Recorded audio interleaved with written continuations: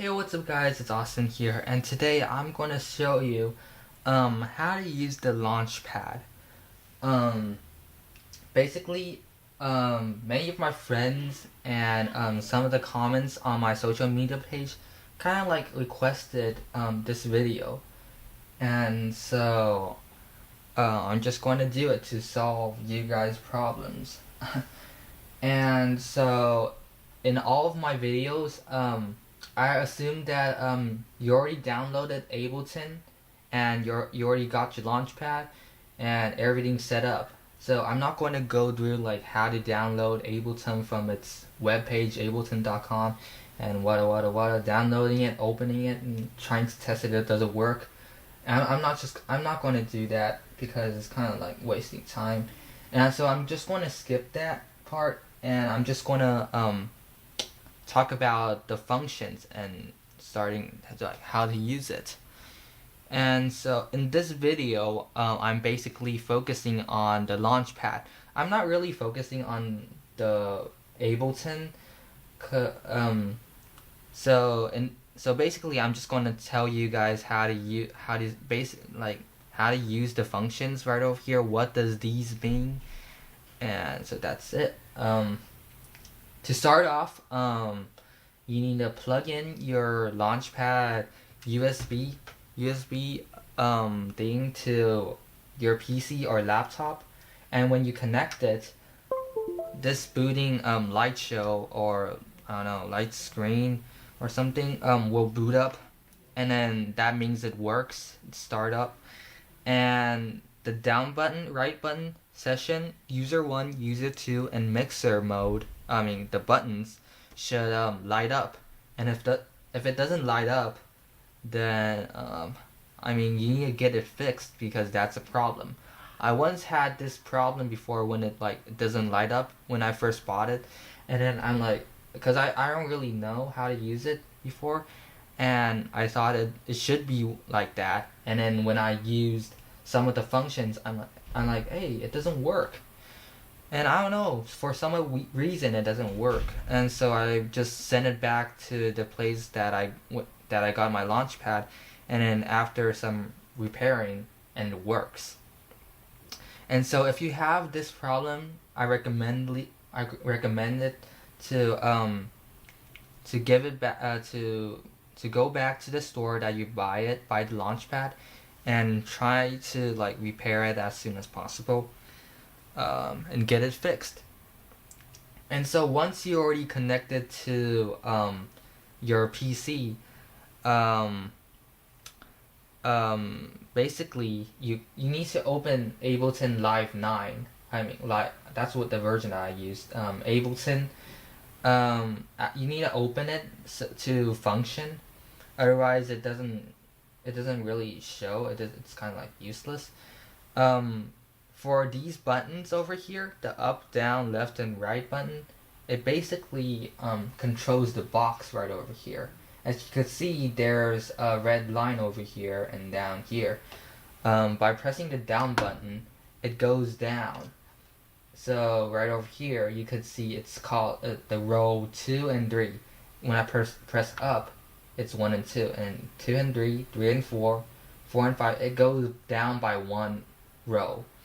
And then of course you could go back up by pressing the up button to go back to 1 and 2.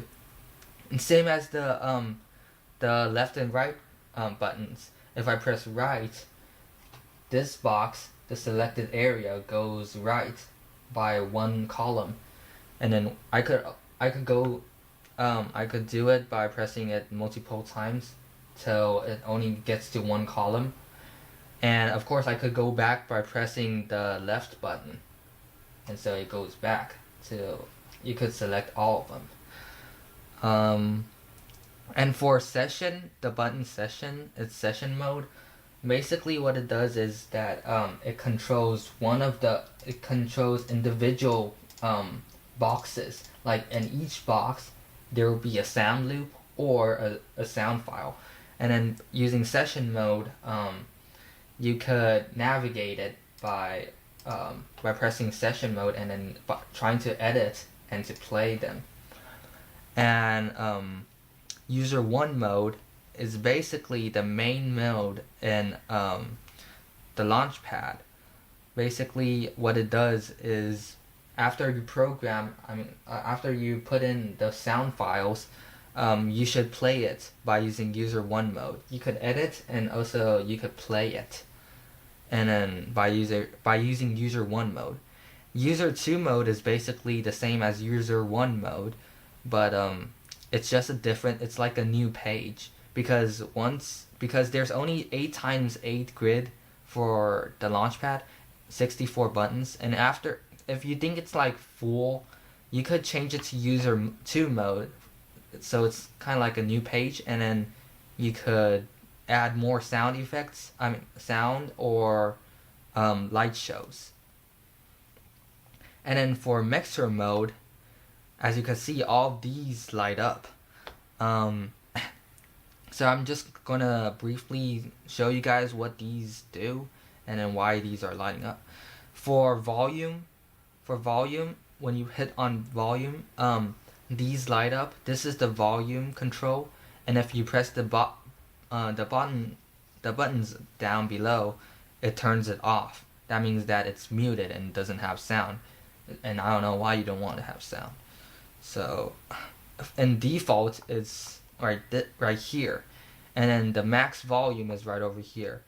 The reason why I still stick to default is because I don't want the volume to get too high, and it sucks because when you plug in your earphones and then you play something very loud, well, that's not good. And so I still stick to default, and that's what I recommend. Pan is basically when you plug in your earphones. This is the left side. Up top, it's the left side, and right down here, it's the right side of your earphone. And so if I select all of the left buttons right over here, only the left earphone has sound, and then so you can't hear anything from the right one. And same, if you only press the right one, you can't listen to anything from your the left earphone. And so of course I'm still going to stick to default, press it so it equalizes. So both you could hear the sound from both of your earphones. And send A and send B, basically it's reverb and delay. Send A, it's reverb, and send B is delay. These are sound effects. Reverb is basically kind of like echoing out the voice, so it makes it like longer, and then delay, it like delays your voice.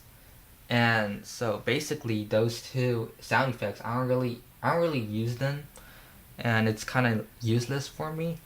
But I'm just going to show you guys like how it works. So that's basically it. And you could press back to mixer mode, and you could see that the stop, mute, solo, and record button lights up. When you when you press stop, as you could see, these boxes right over here, it lights up, and that means like everything stops. And if you press this button right over here, which is like column 1, column 2, column 3, and column 4. If you press this one, this is column 1, and if you press it, only this one stops. And then if you press this one, column 2, and only column 2 stops. And then same as 3 and 4. And for mute, it's the same. It works the same. For you press the first button for column 1, the second button for column 2, and same as 3 and 4. Solo, it's basically like I said, for session mode, you could play multiple sound files at once, and then for some reason you only want to play one column only, not other 2 or 3 columns. And so if you press the first, like I said, it still works the same. If you press the first one, only the first column plays, it's solo. and then if you press the second one, only the second column will make sounds, and same as 3 and 4. And lastly, record. Record is basically, like I said, it's the same. Recording the first column, second column, third column, fourth column, it's the same. So basically that's it. These are all the functions of the Launchpad MK2. It's what I use. I don't know what Launchpad do you guys use. Maybe the Launchpad S, the Launchpad Pro, or maybe the same as mine, MK2. If you have any questions, please comment below, and of course, please give this video a big like, and don't forget to subscribe.